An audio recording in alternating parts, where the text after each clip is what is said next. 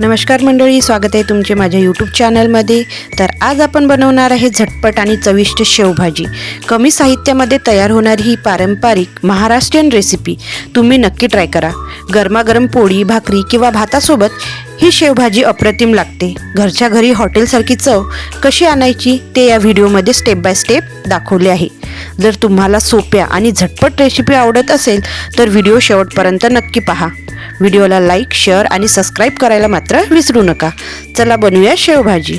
यासाठी मी कांदा भाजून घेते आहे। सर्वात आधी कांदा भाजून घ्यायचा आहे, त्यानंतर खोबरं भाजून घ्यायचं आहे।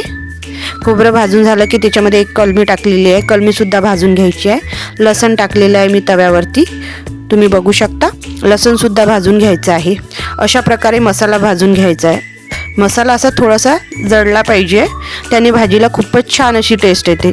तर असा मसाला बनला की याला आता आपण मिक्सरच्या जारमध्ये बारीक करून घ्यायचं आहे।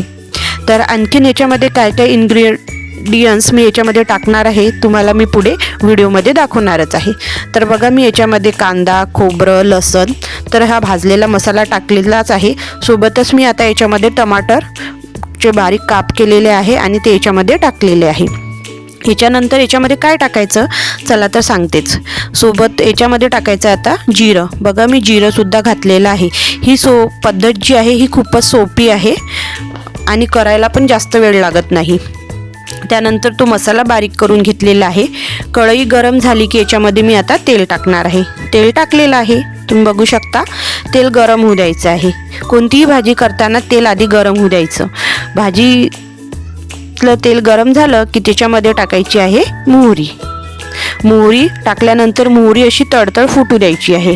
मोहरी फुटली की त्याच्यामध्ये जो मिक्सरमध्ये मी मसाला बारीक केलेला होता तो टाकणार आहे। आणि तुम्ही बघू शकता मसाल्याची कन्सिस्टन्सी कशी आहे, कशा प्रकारे मसाला बारीक केला आहे।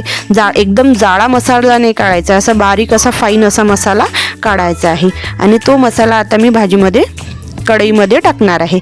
तर तुम्ही बघू शकता गॅसचा जो पॉवर आहे तो कमी करायचा आहे। काय होतं, तेल आपल्या अंगावरती येतं, तेल गरम असतं, त्याच्यामुळे तो मसाला टाकला की तेल अंगावर आलं नाही पाहिजे, म्हणून गॅसचा पॉवर कमी करायचा आहे आणि मसाला त्याच्यामध्ये टाकायचा आहे। मसाला असा परतून घ्यायचा आहे। आता मसाला झाला की याच्यामध्येच आपण लगेच काय घालणार आहोत, लगेच आपण याच्यामध्ये आपले जे बेसिक मसाले आहे, बेसिक मसाले आता ते आपण याच्यामध्ये स्टेप बाय स्टेप टाकणार आहे। चला तर मी दाखवते कोणते कोणते मी मसाले वापरले आहे। मी मसाले अगदी घरी अवेलेबल असलेलेच मसाले वापरले आहे, जास्तीचे बाजारामधून विकत आणले नाही किंवा जास्तीचे मसाले याच्यामध्ये घातलेले नाही आहे। याच्यामध्ये मी बघा हळद, तिखट, मीठ आणि धने पावडर हे साधे आणि सिंपल मसाले मी वापरले आहे। जास्त मसाले मी याच्यामध्ये ह्या भाजीमध्ये वापरलेले नाही आहे। तुम्ही बघू शकता मसाले टाकून झाले की ह्या मसाल्याला पूर्णपणे असं परतून घ्यायचं आहे। मसाला परतून झाला की सोबतच आता याच्यामध्ये काय टाकायचं आहे नेक्स्ट, ज्याच्यामुळे काय होतं भाजीला आणखीन चव येते। ते साहित्य नेमकं आहे कोणतं चला तर सांगते। कस्तुरी मेथी। कस्तुरी मेथी तुम्हाला घालायचीच आहे। कस्तुरी मेथी कुठल्याही भाजीमध्ये घाला, कस्तुरी मेथीमुळे भाजीला इतकी छान अशी टेस्ट येते ना।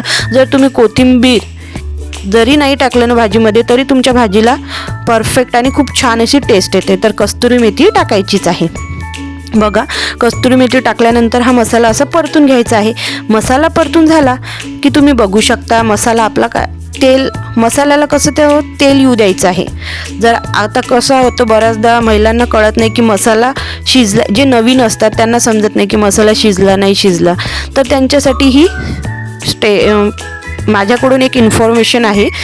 आपण कसं ओळखायचं आहे की मसाला शिजला की नाही शिजला, मसाल्याला असं तेल येऊ द्यायचं आहे। आपण जेव्हा मसाला टाकतो ना त्याच्यामध्ये तेव्हा असं तर्री येत नाही, त्याला अशी तर्री आली की समजून जायचं की आपला मसाला शिजलेला आहे। मसाल्याने चांगलं असं तेल सोडलं की त्याच्यानंतर पाणी घालायचं आहे। पाणी तुम्ही तुमच्यानुसार सोयीनुसार घालू शकता, तुम्हाला किती घालायचं आहे, कमी जास्त ते तुम्ही करू शकता। तर मी 2 ग्लास पाणी घातलेलं आहे।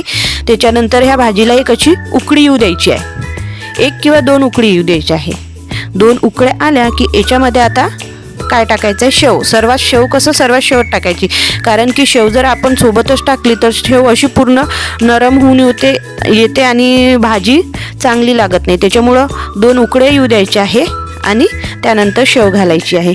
शेव हे मी बाजारातून दुकानातूनच विकत आणलेली आहे आणि शेव अशी बारीक नाही आणायची, अशी जाडसर भाजीची शेव म्हटलं की आपल्याला ही अशी शेव मिळून जाईल. त्याच्यानंतर याच्यामध्ये कोथिंबीर घालायची आहे. तुम्ही बघू शकता सर्वात लास्टमध्ये कोथिंबीर घालायची आहे आणि याला असं परतून घ्या आणि आणखीन 1 किंवा 2 उकळ्या येऊ द्या. ते आल्यानंतर ताट झाकून ठेवा आणि वाफेवर त्याला थोडं होऊ द्या. तर अशा प्रकारे होती आजची रेसिपी. व्हिडिओ आवडला असेल तर लाईक करा.